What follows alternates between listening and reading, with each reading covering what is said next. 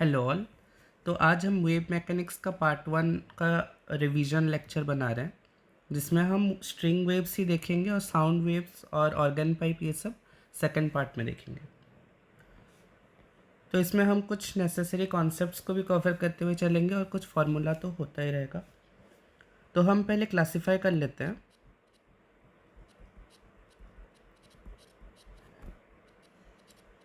तो यदि हम वेव्स को क्लासीफाई करने चले तो बहुत सारे बेसिस होते हैं, जैसे मीडियम के बेसिस पे।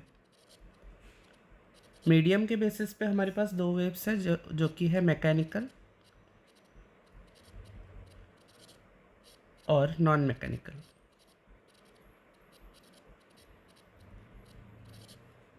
एनर्जी प्रोपगेशन के डायरेक्शन के बेसिस पे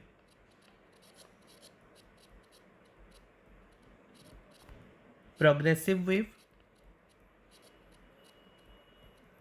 और स्टेशनरी वेव। प्रोग्रेसिव वेव यानी एनर्जी प्रोपगेट करता रहेगा, स्टेशनरी वेव दो नोड के बीच में बिना कोई एनर्जी का प्रोपगेशन होता रहेगा, मतलब उसमें। और पार्टिकल वाइब्रेशन के बेसिस पे हम पढ़ते आ रहे हैं कि एक ट्रांसवर्स वेव होता है और एक लॉन्गिट्यूडनल वेव होता है।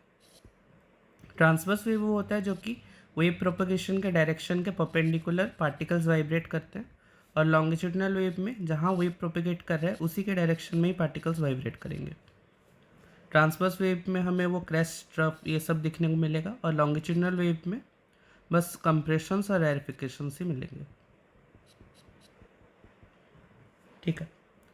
और डायमेंशंस के बेसिस पे ऐसा हो सकता है कि हम वेव्स को क्लासीफाई कर लें डायमेंशंस के बेसिस पे। जैसे एक स्ट्रिंग है, और यदि स्ट्रिंग में वेव जनरेट करता है तो वो 1D वेव होगा, और वैसे ही 2D वेव्स होते हैं, 3D वेव्स होते हैं। जैसे साउंड वेव हो गया, साउंड वेव 3D वेव है। तो ये सब कुछ बेसिक चीज़ें थी, इसमें ज़्यादा टाइम वेस्ट नहीं करेंगे। फिर आ जाते हैं सबसे मेन पार्ट पे, जो कि है वेव इक्वेशन।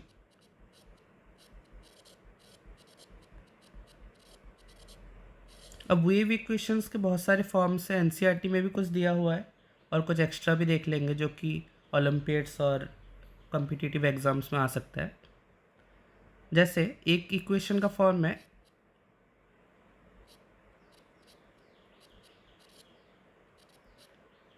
इसमें प्लस माइनस लगा देते हैं क्योंकि इसमें साइन कुछ भी रह सकता है। जैसे यहाँ पे प्लस, यहाँ पे माइनस, कुछ भी रह सकता है। इसमें क्या है कि जो वेव है वो एक function of a t plus b x है, जहाँ पे टी जो है वो टाइम को डिनोट करता है और एक्स जो है वो डिस्टेंस को, और a and b arbitrary constants है। तो यहाँ पे हम ऐसा इक्वेशन जब दिया रहे तो कैसे जानेंगे कि वेव कौन से डायरेक्शन में ट्रैवल कर रहा है। तो उसके लिए एक ट्रिक है। यदि ऐसा हो equation a t plus b x, मतलब कहीं भी नेगेटिव साइन ना हो, तो वेव नेगेटिव डायरेक्शन में ट्रैवल करेगा, और यदि नेगेटिव साइन दोनों में हो तो भी वेव नेगेटिव डायरेक्शन में ही ट्रैवल करेगा। और यदि साइन अपोजिट्स हो, यानी कि f equal to a t minus b x, मतलब एक में प्लस है इसके आगे और माइनस है, तो वेव पॉजिटिव डायरेक्शन में ट्रैवल करेगा। और f equal to minus a t plus b x, तभी भी वेव पॉजिटिव डायरेक्शन में ट्रैवल करेगा बोल के हम कह सकते हैं। तो इससे हम जान लेंगे ए टी और बी एक्स की जगह पे कोई भी नंबर्स हो सकता है, ओमेगा हो सकता है, यहाँ पे कुछ भी हो सकता है। और वेव का एक डिफरेंशियल इक्वेशन भी है जो कि हम कैलकुलस से लाते हैं। डिफरेंशियल इक्वेशन, डिफरेंशियल इक्वेशन मतलब इसको हम एक पार्शियल डेरिवेटिव के फॉर्म में लाते हैं। Del y del two y del x two equal to 1/v² del two y by del t square. तो जेई में ये क्वेश्चंस आ सकता है कि डिफरेंशियल इक्वेशन के फॉर्म में हम चेक करते हैं कि एक वेव है या नहीं, मतलब कोई इक्वेशन दे देगा, उस इक्वेशन का हम पार्शियल डेरिवेटिव निकालेंगे। तो यदि ये फॉर्म में आ रहा है तो वो एक वेव है, वरना वो एक वेव नहीं है, वेव का इक्वेशन नहीं है। तो इसका एग्जाम्पल करने के लिए टाइम नहीं है अभी, बस हम फॉर्मूला रिवाइज करते हुए चलते हैं। और एक इक्वेशन वेव का लिख सकते हैं जो कि कॉमनली दिख जाता है एनसीईआरटी में, y equal to A sine omega t plus k x, या फिर प्लस माइनस के एक्स भी लिख सकते हैं। इसमें क्या है कि जो ए है वो एम्पलीट्यूड है, साइन फंक्शन तो होता ही है ओमेगा। ओमेगा का वैल्यू क्या होता है, omega equal to 2 pi f, जहाँ पे एफ जो है वो फ्रीक्वेंसी है, ठीक है। और के एक्स, जहाँ पे के स्प्रिंग कांस्टेंट होगा और एक्स जो है वो डिस्टेंस है। तो के को मतलब यहाँ पे हम डिफाइन यदि कर लें, के को हम कह सकते हैं एंगुलर वेव नंबर कह सकते हैं, एंगुलर वेव नंबर, या फिर प्रोपेगेशन कांस्टेंट, प्रोपेगेशन कांस्टेंट। और इसका वैल्यू 2 पाई/लैम्बडा के इक्वल होता है, जहाँ पे जो लैम्बडा है वो क्या है, वेवलेंथ है। तो के इक्वल टू 2 पाई/लैम्बडा, और इसका यूनिट रेडियन मीटर इनवर्स में आ जाएगा। ओमेगा इक्वल टू क्या होगा, omega equal to 2 pi f, यहाँ पे हम लिख दिए। तो ये एक फार्मूला है, के इक्वल टू 2 पाई/लैम्बडा, ये अभी अभी जो देखे ये भी एक फार्मूला है। और वेलोसिटी ऑफ वेव जो है v wave equal to omega by k, ठीक है। तो ये भी एक फार्मूला है। तो तीनों फार्मूला के बेस पे क्वेश्चन आ सकता है, इसको सॉल्व करना पड़ेगा, ठीक है। अब देखते हैं पाथ डिफरेंस और फेज डिफरेंस। तो दोनों में एक जो रिलेशन है, बहुत फेमस रिलेशन है, phi equal to 2 pi lambda into delta X. मतलब ये चेंज को डिनोट करता है, ये जो डेल साइन है, जो ट्रायंगल है, जिसमें ये जो है ये फेज डिफरेंस है, और ये 2 पाई/लैम्बडा इंटू पाथ डिफरेंस है। तो यदि फेज डिफरेंस देता है तो हम पाथ डिफरेंस निकाल सकते हैं, तो ये फॉर्मूला इंपॉर्टेंट है। वेव का और एक इक्वेशन है, y equal to A sine 2 pi X lambda minus t/t। ये वाला भी इक्वेशन, इसको हम मैनिपुलेट करेंगे तो आ जाएगा। ये वाला इक्वेशन का मैनिपुलेटेड वर्जन है, थोड़ा सोचना कैसे आया। अब देखते हैं स्टैंडिंग वेव्स।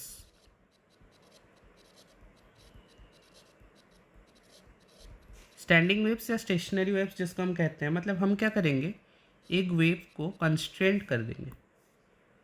मतलब यहाँ पे हमने एक स्ट्रिंग ली है और इसको यहाँ से जर्क किए तो वेव ऐसे ट्रैवल करेगा।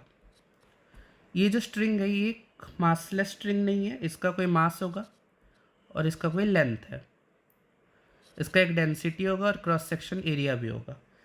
तो यहाँ पे यदि हम वेव का वेलोसिटी निकालना चाहें तो इसका फॉर्मूला होता है वी वेव इक्वल टू √T/लैम्बडा। ये फॉर्मूला होता है velocity of wave in a string का, जहाँ पे टी क्या है, टेंशन, कि स्ट्रिंग में टेंशन कितना है। लैम्बडा क्या है, मास पर यूनिट लेंथ, मास पर यूनिट लेंथ। हमें पता है वेव का मास पता है, लेंथ पता है, डेंसिटी पता है, क्रॉस सेक्शन एरिया पता है। तो मास पर यूनिट लेंथ यानी लैम्बडा निकल जाएगा, टी फॉर टेंशन जो है वो भी निकल जाएगा क्योंकि दिया रहेगा ये क्वेश्चन में। ऐसा क्वेश्चन आता है कि न्यूटन्स लॉ ऑफ मोशन और इसको मिला दे, जैसे यहाँ पे एक पुली दे दिया, यहाँ पे एक ब्लॉक दे दिया जो कि 5 kg का हो, और ये वाला ब्लॉक 10 kg का हो। इसको और भी कॉम्प्लेक्स किया जा सकता है, मतलब सिंपल क्वेश्चन की बात कर रहा हूँ, एग्जाम्पल दे रहा हूँ, क्योंकि कॉम्प्लेक्सिटी तो बहुत ज़्यादा बढ़ाया जा सकता है इसमें। तो इसका पूछ लेगा कि जैसे मास पर यूनिट लेंथ लैम्बडा का वैल्यू कुछ दे दिया 2, ऐसा कुछ, तो इसका वेलोसिटी ऑफ वेव यहाँ पे जो ट्रैवल करेगा उसका क्या वेलोसिटी है, ऐसा कुछ क्वेश्चन आ जाएगा। तो कैसे सॉल्व करेंगे, ऐसा जो क्वेश्चन होता है इसमें 10 kg, तो इसका ग्रेविटेशनल फोर्स जो है वो 100 लगेगा, इसका 50। तो इसका जो एक्सीलरेशन है इस तरफ होगा ए, जो एक्सीलरेशन से ये ब्लॉक जाएगा, इसी एक्सीलरेशन से ये ब्लॉक ऊपर, तो ए का वैल्यू आएगा 100 माइनस 50 बाय टोटल मास 15, तो 50/15 एक्सीलरेशन आ गया। एक्सीलरेशन का वैल्यू आ गया तो टेंशन यहाँ से एक इक्वेशन बना के निकाला जा सकता है।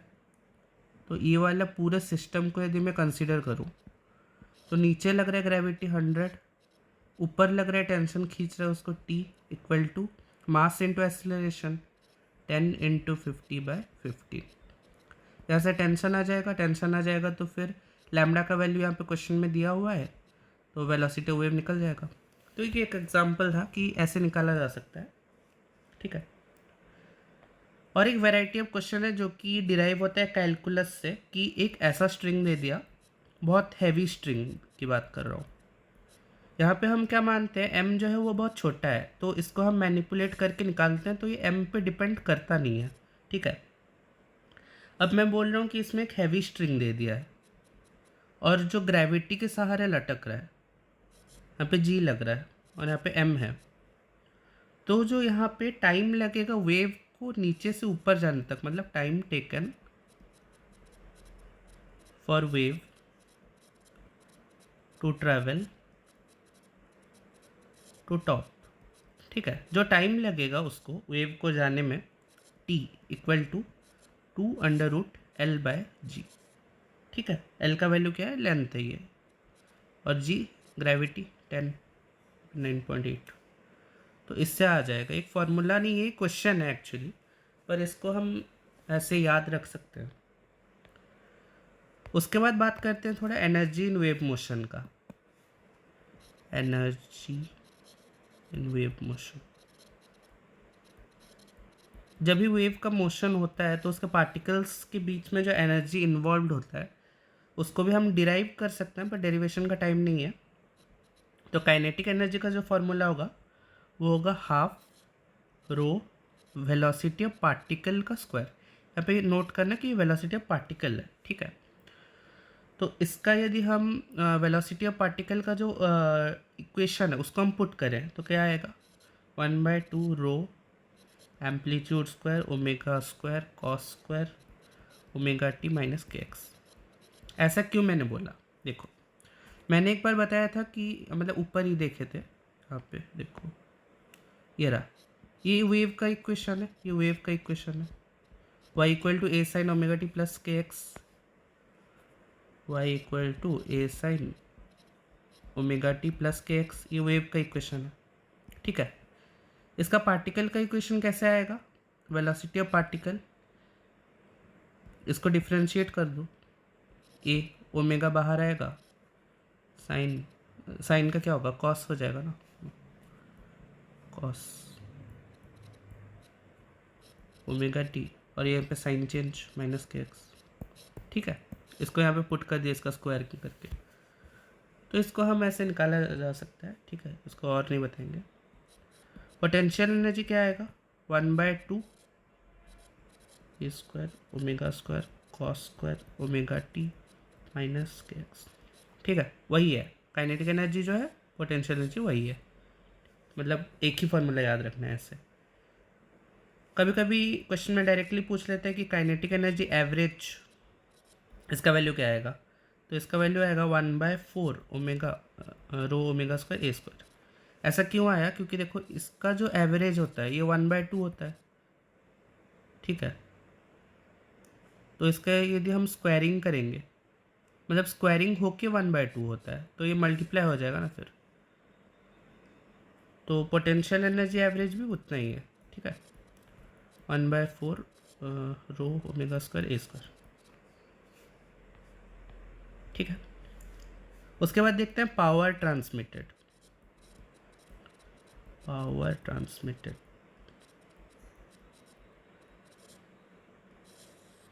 तो इसका एक फॉर्मूला होता है P equal to lambda v wave का स्क्वायर ए स्क्वायर ओमेगा के cos square omega T minus kx, ठीक है। ये पूरा है पावर ट्रांसमिटेड का फॉर्मूला।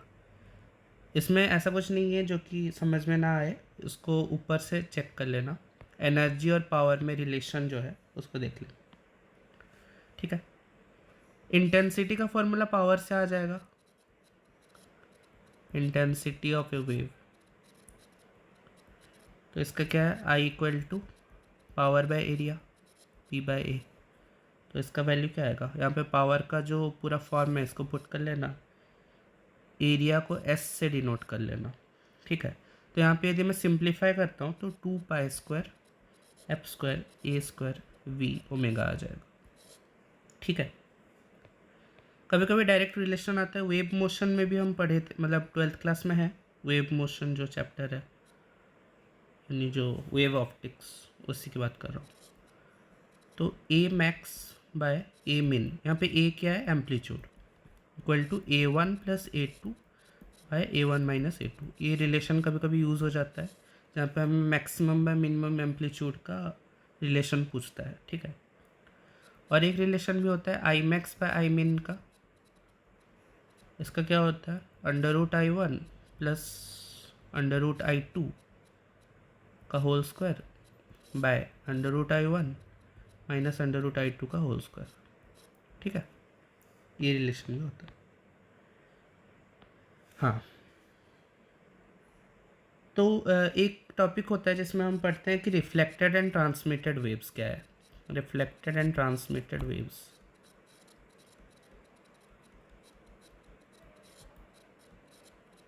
कि वेव का रिफ्लेक्शन कैसे होता है, वेव का ट्रांसमिशन कैसे होता है, उसमें डिफरेंस क्या आ जाता है। स्पीड, यदि हम एक वेव को रिफ्लेक्ट करते हैं, मतलब यदि ये रिफ्लेक्टेड है और यदि एक वेव ट्रांसमिटेड है, बस मैं क्या बोल रहा हूँ कि ऐसा ऐसा वेव आया, ठीक है, यहाँ से रिफ्लेक्ट करके चला गया तो रिफ्लेक्टेड वेव, और यहाँ पे कुछ वेव्स अंदर चले गए मतलब ट्रांसमिट हो गए, ठीक है, तो वो ट्रांसमिटेड वेव हो जाएंगे। तो इसमें स्पीड पे क्या फ़र्क पड़ता है, स्पीड पे या फ्रीक्वेंसी पे देख लेते हैं, और फेज, फेज एम्पलीट्यूड, एम्पलीट्यूड का एक फार्मूला है, ठीक है। इनमें क्या डिफरेंस आ जाता है, तो यदि वेव रिफ्लेक्ट होता है तो स्पीड चेंज नहीं होता है, नो चेंज, ठीक है। ट्रांसमिटेड वेव्स में बस स्पीड क्या होता है, चेंज हो जाता है। फ्रीक्वेंसी, फ्रीक्वेंसी इसमें चेंज नहीं होगा, इसमें भी चेंज नहीं होगा। फ्रीक्वेंसी क्या है, सोर्स का प्रॉपर्टी है, जब तक सोर्स वही है तब तक फ्रीक्वेंसी चेंज होने का कोई नाम मतलब वो ही नहीं है, चांस। फेज, फेज क्या है, फेज मीडियम पे डिपेंड करता है, फेज डिपेंड करता है मीडियम पे। अब देखना पड़ेगा कि हम वेव्स कहाँ से कहाँ रिफ्लेक्ट कर रहे हैं, ठीक है। तो यदि हम वेव को डेंसर मीडियम से रिफ्लेक्ट कर रहे हैं तो पाए का डिफरेंस आ जाएगा, फेज डिफरेंस पाए का आता है। ये वेव उसके पहले वाला जो चैप्टर है SHM, या फिर उसके बाद आता है पता नहीं, वही चैप्टर में ये सब पढ़ाया जाता है कि पाए का फेज डिफरेंस कहाँ से आता है, ठीक है। और रेयर मीडियम से करते हैं तो कोई डिफरेंस नहीं आता है। इसको मैं स्किप कर रहा हूँ, और किसी को जानना हो तो पूछ लेना मुझसे, ठीक है।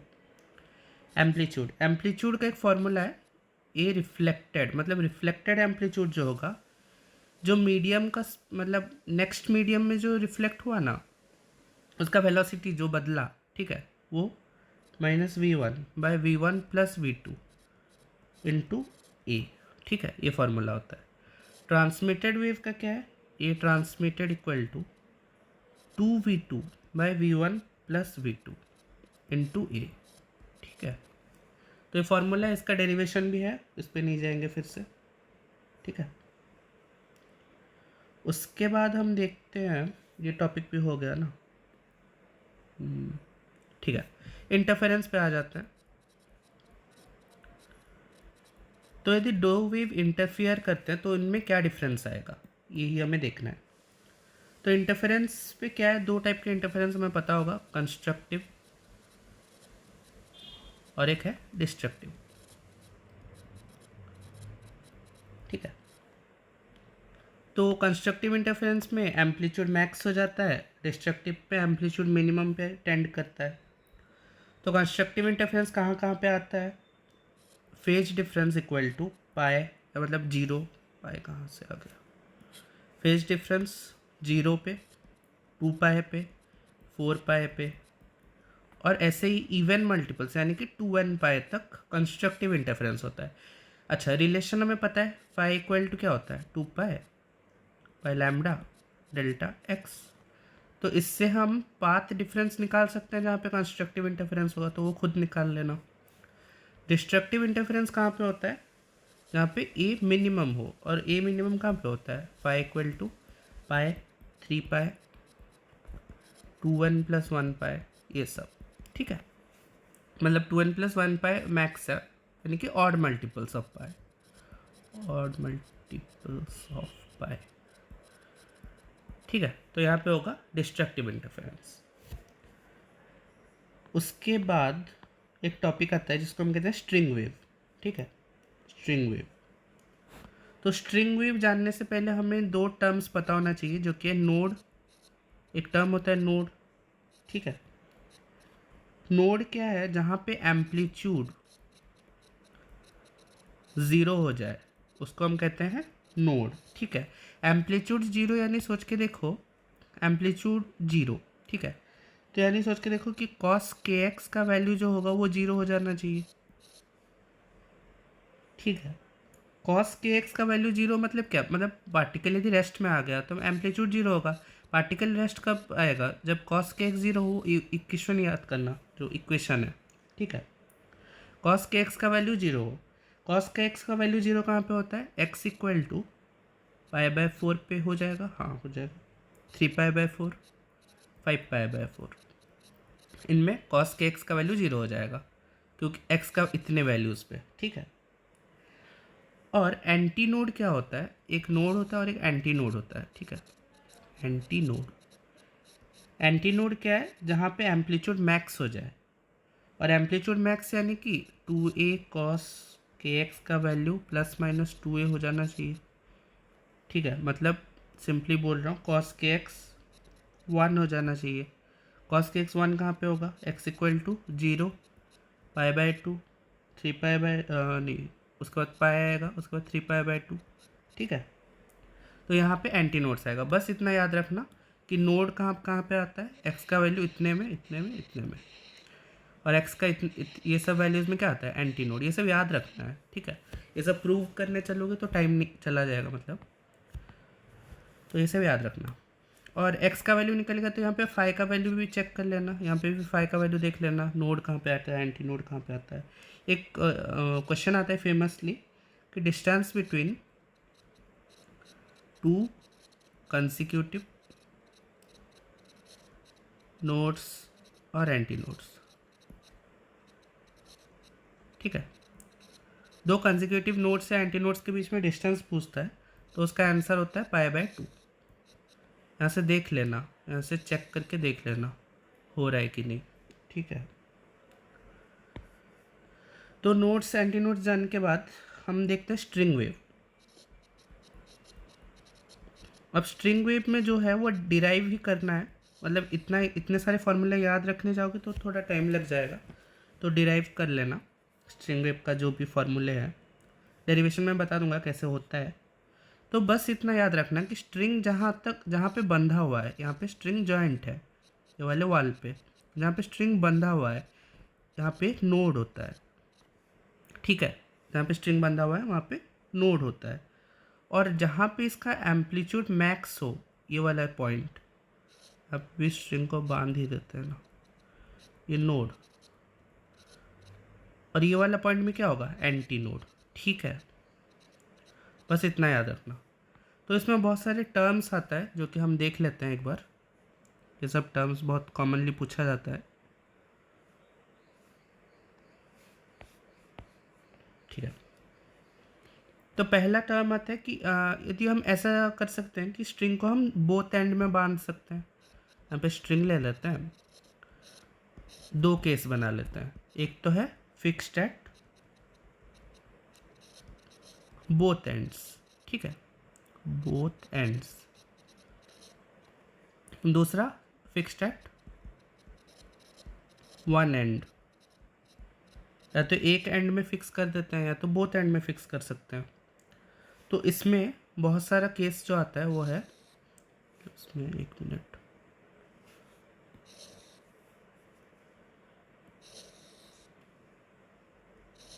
इसको हम एक टेबुलर फॉर्म में लिख लेते हैं ताकि आसानी हो। ठीक है, इतना ठीक है। हाँ, पहला है फंडामेंटल मोड,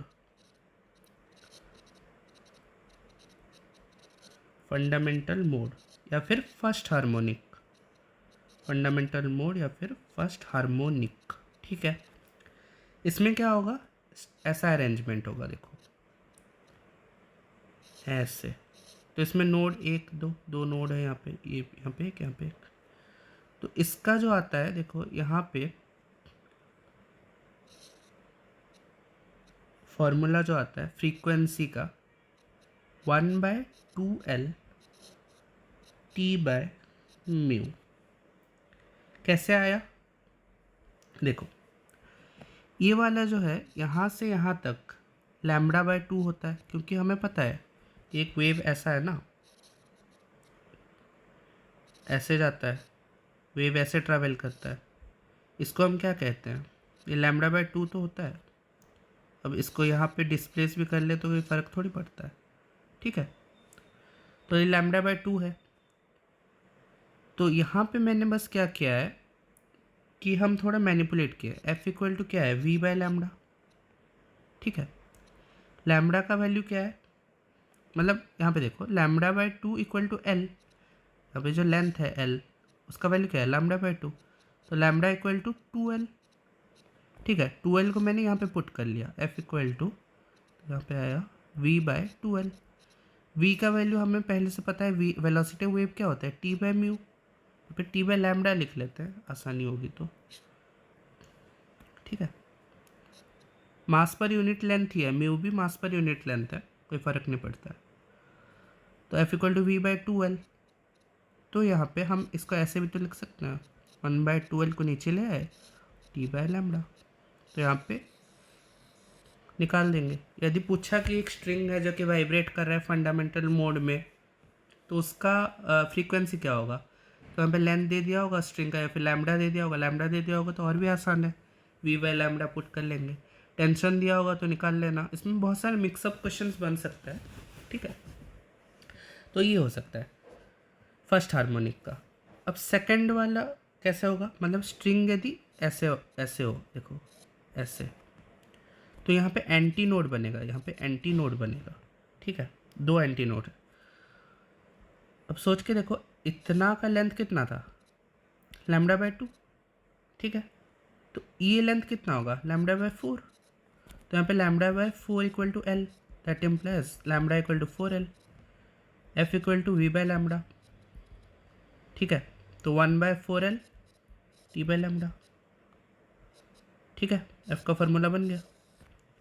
ऐसे ही कर सकते हो सेकंड में। सेकंड को हम क्या कहेंगे, सेकंड हार्मोनिक, सेकंड हार्मोनिक या फिर फर्स्ट ओवरटोन। यहाँ पे एक नया वर्ड आया, ओवरटोन, फर्स्ट ओवरटोन। बस तुम लोग को क्या करना है, डायग्राम बस याद रखना है।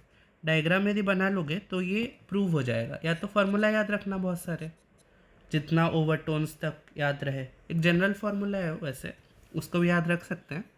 मैं तो प्रूव ही कर लेता हूँ, मतलब प्रोसीजर से। तो फर्स्ट ओवरटोन जो है इसमें कैसा डायग्राम बनेगा, देखो ऐसे, यहाँ पे ऐसा था, यहाँ पे ऐसे बना। ठीक है, उसके बाद 3 बनेगा। प्रूव कैसे करना है, ये कितना होगा, λ/2 λ/2 लैम्बडा मिल के लैम्बडा इक्वल टू एल लिख सकता हूँ। तो एफ का वैल्यू क्या आएगा, 1/L√T/μ, t/λ सॉरी। ठीक है, इसमें कैसे बनेगा, ऐसे ऐसे आधा। ठीक है, क्योंकि यहाँ पे जॉइंट नहीं है, कोई वाल नहीं है। तो इसका वैल्यू क्या है, λ/2, ये कितना होगा λ/4, टोटल कितना है 3 λ/4।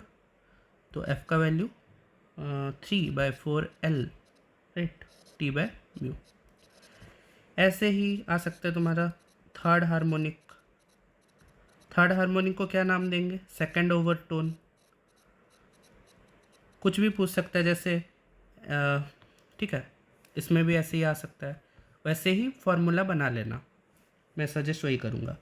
तो एक जनरल फार्मूला भी है, जनरल फार्मूला यहाँ पे लिख देता हूँ मैं, ताकि यदि किसको फार्मूला याद रखने का ज़्यादा शौक हो तो याद रख लेना,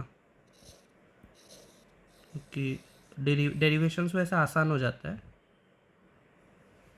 ठीक है,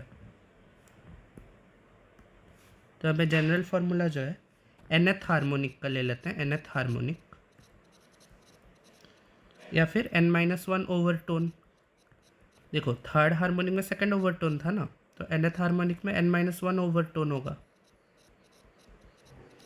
एक कम। तो इसमें f का वैल्यू क्या आएगा, NV/2L, या फिर n/2L √T/λ। ठीक है, ये जनरल फॉर्मूला है। n का वैल्यू कहाँ कहाँ से जा सकता है, 1 2 3, और n क्या है, हार्मोनिक है, याद रखना, उसको ओवरटोन मत बना लेना, ठीक है, तब फॉर्मूला नहीं लगेगा। तो ये जनरल फॉर्मूला है किसका, जहाँ पे string fixed at both ends हो। और string fixed at one and का क्या फॉर्मूला होगा, देखो nth ओवरटोन, यहाँ पे ओवरटोन का हम लेंगे nth ओवरटोन, जिसका वैल्यू है 2n+1 हार्मोनिक। सोच के देखो, nth ओवरटोन 2n+1 हार्मोनिक, ठीक है। एक बात मैं भूल गया कि फिक्स्ड एट वन एंड का जो है, ठीक है, इसका सेकंड हार्मोनिक होता नहीं है। मतलब ये जो मैंने बनाया था ना, ये थर्ड हार्मोनिक है, थर्ड हार्मोनिक है। इसमें ऑड नंबर ऑफ हार्मोनिक्स ही होते हैं फिक्स्ड एट वन एंड्स में, odd number of harmonics are present, odd number of harmonics present होते हैं। मतलब इसमें क्या है, सेकंड, फोर्थ, सिक्स्थ, ये सब नहीं होंगे। तो फर्स्ट हार्मोनिक मतलब फंडामेंटल, ये फंडामेंटल। थर्ड हार्मोनिक यानी कि फर्स्ट ओवरटोन, फर्स्ट ओवरटोन, ठीक है, ये हो गया। तो nth ओवरटोन यानी कि 2n+1 हार्मोनिक, और इसका जो फॉर्मूला आएगा equal to f equal to 2n+1 v/4l, ठीक है। v के जगह पे वो √T/λ पुट करके फिर इसको सजा लेना यदि ज़रूरत पड़े तो, ठीक है, ये हो गया। हाँ, तो लगभग कंप्लीट ही हो गया है। अब बस लास्ट टॉपिक एक, उसको वहाँ पे भी देख सकते हैं वैसे, सोनोमीटर। कभी कभी आ जाता है क्वेश्चन, वैसे इतना कॉमन नहीं है। सोनोमीटर वायर के ऊपर आ जाता है, एनसीईआरटी में सेटअप दिया हुआ होगा।